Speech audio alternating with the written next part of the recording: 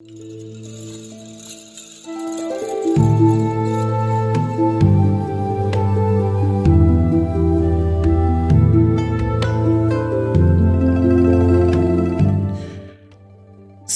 ans d'histoire, 50 ans d'amitié. Le Gabon et la Chine aujourd'hui célèbrent le cinquantenaire de leur coopération. À Beijing, où il est accueilli en grande pompe en compagnie de la première dame du Gabon, le président de la transition, en cette circonstance exceptionnelle, prend part au deuxième forum économique sino-africain. L'édition 2024 voit la présence d'une quarantaine de chefs d'État et de leaders d'Afrique. C'est toujours réjouissant de recevoir son président dans un autre État, dans un autre pays qu'est la Chine.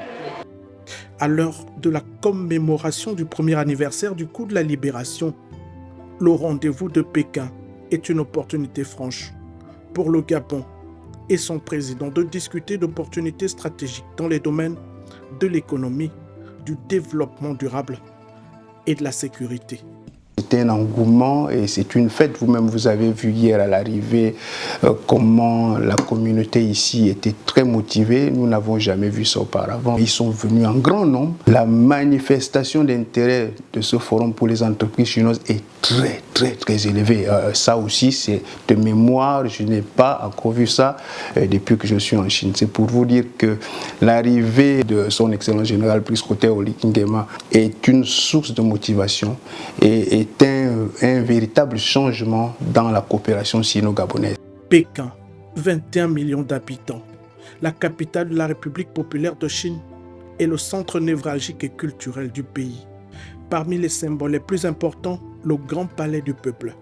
Dans cette enceinte chargée d'histoire et pour la première fois, les deux leaders du Gabon et de Chine se retrouvent. C'est l'occasion de vous adresser de vivre ma profonde gratitude pour l'accompagnement fraternel de la Chine au processus de la transition en cours au Gabon depuis le 30 août 2022. Donc, le chronogramme est respecté conformément à nos engagements initiaux. Le président Brice Clotaire Oligui Nguema et Xi Jinping célèbrent aujourd'hui le 50e anniversaire de l'établissement des relations historiques entre la République populaire de Chine et la République gabonaise. Je voudrais également vous remercier sincèrement, Monsieur le Président Xi Jinping, pour l'audience que vous m'avez accordée. Elle témoigne de la solidité des liens d'amitié et de l'excellence des relations de coopération qui unissent si heureusement nos deux États depuis 1974.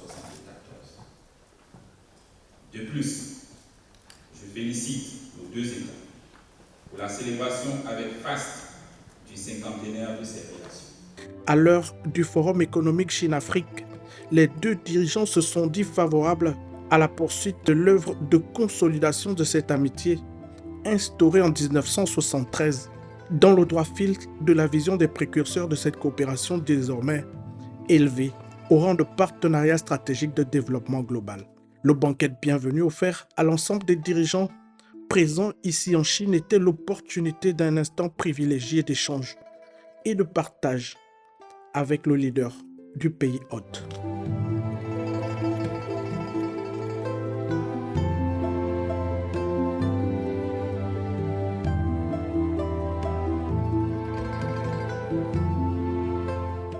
Beijing, mémorial Mao Tse-tung. C'est ici, en ces lieux, témoin de l'histoire que repose pour l'éternité le défunt Mao Tse-tung. En arrivant ici pour cet hommage particulier, le président de la transition se livre à un devoir de mémoire, la reconnaissance de l'œuvre du fondateur de la République populaire de Chine, principal dirigeant de l'État jusqu'à sa disparition en 1976.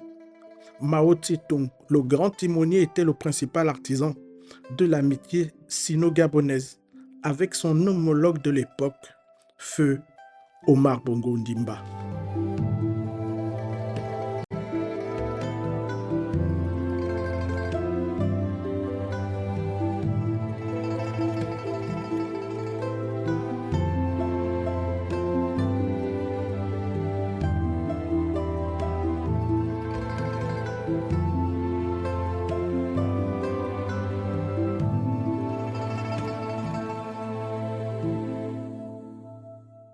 Dans cette métropole chargée de symboles historiques, la Grande Muraille de Chine apparaît comme l'un des monuments les plus célèbres de Beijing.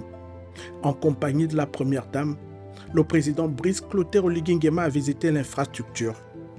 L'ouvrage, long de plus de 6000 km, est le plus gigantesque de génie militaire au monde. Il intègre le cercle fermé des 7 merveilles classées au patrimoine mondial de l'humanité.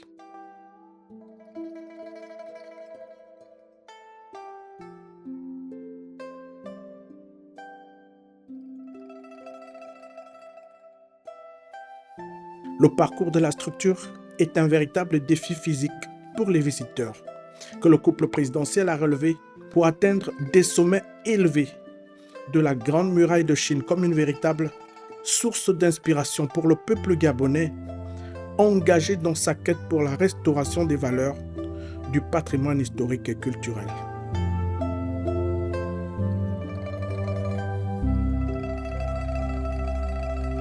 La découverte de la cité interdite a constitué un voyage dans le temps et dans l'histoire des 6 siècles d'existence de cette forteresse.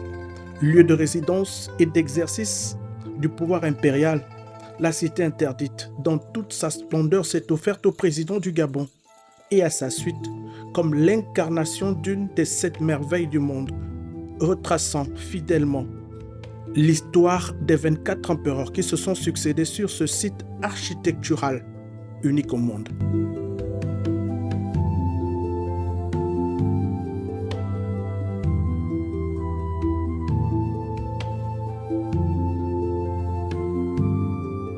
La visite du siège du Parti communiste chinois constitue un moment privilégié d'expérience et de découverte pour le président de la transition et la Première Dame. Découverte d'archives, d'images, d'objets de collection, de faits marquants, mais aussi des grandes figures de l'histoire de cette formation politique.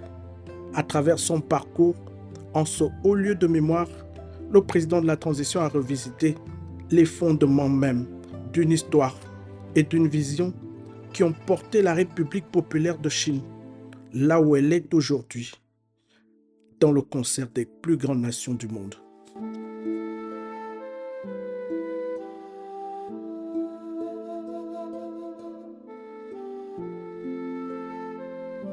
Mardi 3 septembre 2024, la seconde édition du Forum économique Gabon-Chine se tient en marge des assises du FOCAC à Beijing. Plus d'1 millier d'investisseurs, tous acquis à la cause du développement socio-économique du pays, prennent part à la rencontre. Nous sommes déjà satisfaits. Nous avons des engagements, des intentions uniquement du secteur privé. Nous parlons en milliards de dollars au niveau des infrastructures, notamment des infrastructures énergétiques, des infrastructures tout court et des mines.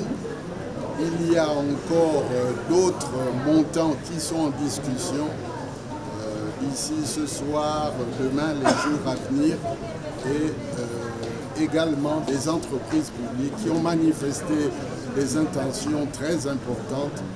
Ça doit faire l'objet d'une validation par le gouvernement chinois et nous allons poursuivre les discussions. L'événement de Beijing mobilise plus de 4 300 milliards de dollars dans les secteurs des travaux publics et de l'énergie.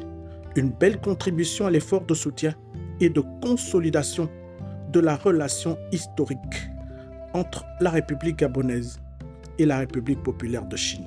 Plusieurs projets structurants ont été impactés par ce rendez-vous économique aux résultats très encourageants pour l'avenir du partenariat sino-gabonais. Le Gabon est de retour, il y a une forte attractivité en dépit du contexte de transition que nous connaissons. Les entreprises chinoises ont répondu présent et cela présage de bonnes choses pour les années à venir. Au second forum économique Chine-Afrique de Beijing, une 50aine de leaders du continent africain et leurs représentants sont présents. Dans le concert de ces nations réunies, le Gabon et son président s'engagent à travailler à la construction d'une communauté d'avenir partagée de haut niveau entre la Chine et l'Afrique. Premier partenaire commercial du continent, la République populaire de Chine a décidé d'investir dans des projets structurants à hauteur de 50 milliards de dollars sur 3 ans. Cette initiative s'inscrit dans la droite ligne de ses aspirations socio-économiques, prévues dans les plans de développement continentaux, régionaux et de nos différents pays. Elle leur offre diverses opportunités d'investissement et d'importantes possibilités d'avancée technologique. En ce qui concerne le Gabon, nous avons signé un mémorandum d'entente en 2018. Nous avons adhéré pleinement à l'initiative sur la ceinture et la route. Nous attendons la pleine réalisation de nos projets et ambitions dans le cadre du FOCAC. L'offre de Pékin vise à renforcer la collaboration en infrastructure de commerce entre le géant asiatique, seconde économie mondiale, et le continent africain. Le séjour du président de la transition en Chine est le reflet de la dynamique économique impulsée par le CTRI depuis son accession au pouvoir. Dans plusieurs domaines, les investisseurs se bousculent pour apporter leur contribution et leur soutien à l'essor socio-économique de la République gabonaise. Alors nous espérons avoir à l'avenir l'opportunité d'investir en Afrique et apporter notre connaissance, notre expertise afin de développer le potentiel africain dans le monde des mines et de l'exploitation des minerais. Nous avons eu l'opportunité aujourd'hui de rencontrer le président de la République gabonaise et nous l'en remercions. Nous investissons dans le domaine des logements sociaux. Nous avons la volonté et le désir, le souhait que nous avons formulé au chef de l'État de construire au Gabon des maisons sociales bien adaptées aux réalités de l'environnement au Gabon. C'est l'une des rencontres clés du président de la transition en République populaire de Chine. L'échange avec la communauté gabonaise de Chine était le cadre d'une plateforme de discussion autour des préoccupations de ses nombreux compatriotes en terre étrangère.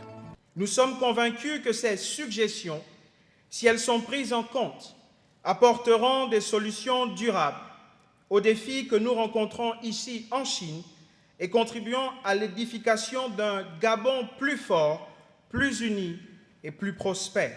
Aux problèmes posés, le président de la transition a promis des solutions concrètes, tout en encourageant ses concitoyens à la responsabilité pour un rôle véritablement actif dans la construction du Gabon nouveau. Ici, ils sont très durs sur les lois, surtout quand il s'agit des drogues et des stupéfiants. Ça ne pardonne pas. De grâce, quand vous arrivez dans ces pays, travaillez pour le Gabon. Le pays a changé et le pays a besoin de ses fils. Changez de mentalité. Ici, les représentants de la communauté gabonaise ont salué les avancées et les réformes réalisées par le CTRI pour améliorer le quotidien des citoyens gabonais. Avec les étudiants et stagiaires admis en formation en République populaire de Chine, le président de la transition est allé au contact de leurs préoccupations au cours d'un entretien direct de près d'1 heure d'horloge. Ce qui est marqué là, il y a quelque chose qui est... Général Brice Oligui Nguema, nous vous adressons nos remerciements les plus sincères. Monsieur. Ah, c'est bien.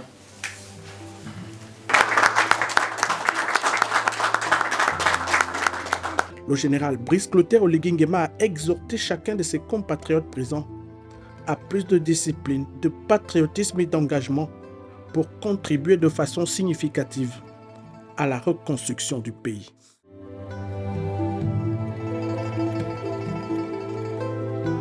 Nanjing, capitale de la province du Jiangsu. Le chapitre second du séjour du président de la transition se déroule ici. Sitôt après son arrivée dans la ville, le général Brice Oligui Nguema est reçu par le secrétaire du Parti communiste chinois provincial. La relation d'amitié et la coopération entre la Chine et le Gabon est en bonne place dans les échanges ainsi que des projets mis en œuvre conjointement.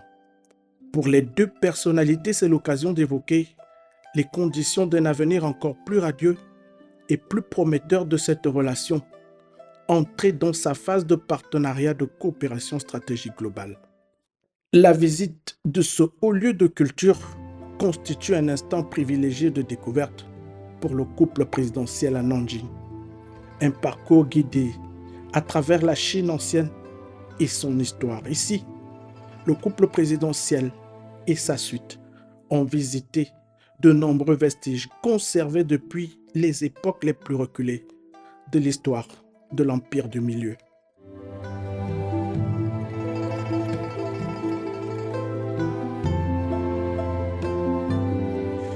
Développer le potentiel agricole du Gabon, c'est l'une des ambitions du président de la transition.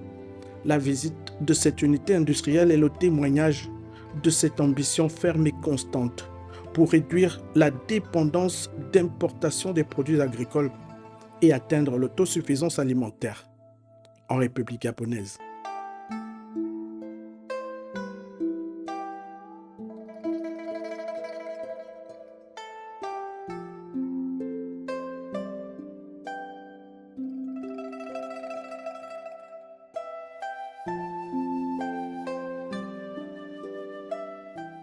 Nari Group Corporation, c'est le nom de cette multinationale. Leader dans le domaine de l'énergie, de l'électricité et du contrôle industriel, le géant chinois à son tour a reçu le couple présidentiel gabonais. L'investisseur est spécialisé dans la recherche scientifique et industrielle. Il s'engage à devenir l'un des principaux groupes internationaux de l'industrie Internet et de l'énergie. Doté de 55 laboratoires de recherche dans le domaine de l'éolien, de l'énergie hydroélectrique et photovoltaïque, la multinationale se dit favorable à accompagner le CTRI dans sa quête de solutions au déficit énergétique en République gabonaise. Au terme d'un séjour riche en symboles et en émotions, le président de la transition, le général Brice Clotaire Oligui Nguema, a quitté Nanjing et la République populaire de Chine.